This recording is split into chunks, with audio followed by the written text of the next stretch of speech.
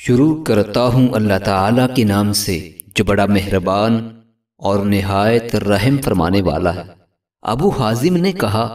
میں نے حضرت سہل بن سعدی رضی اللہ تعالیٰ عنہ کو بیان کرتے ہوئے سنا، میں رسول اللہ صلی اللہ علیہ وآلہ وسلم کے ساتھ ایک مجلس میں حاضر ہوا جس میں آپ نے جنت کی صفت بیان کی، حتیٰ کہ آپ نے بات ختم کی، پھر اپنی بات کے آخر میں فرمایا، اس جنت میں وہ کچھ ہے جو نہ کسی آنکھ نے دیکھا، نہ کسی کان نے سنا، نہ کسی انسان کے دل میں اس کا خیال گزرا۔ پھر آپ نے یہ آیت کریمہ پڑھی، ان کے پہلو بستروں سے دور رہتے ہیں،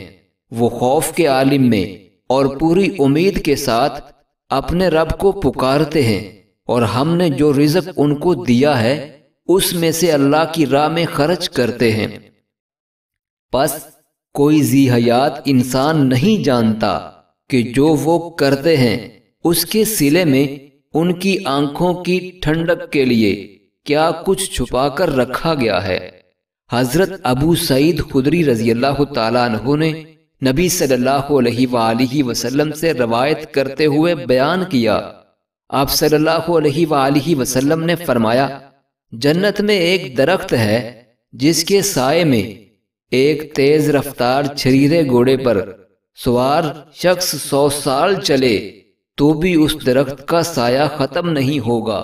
معزز ناظرین، اللہ تعالی ہم سب کو نبی رحمت صلی اللہ علیہ وآلہ وسلم کی ان احادیث مبارکہ پہ عمل کرنے کی توفیق عطا فرمائے، آمین۔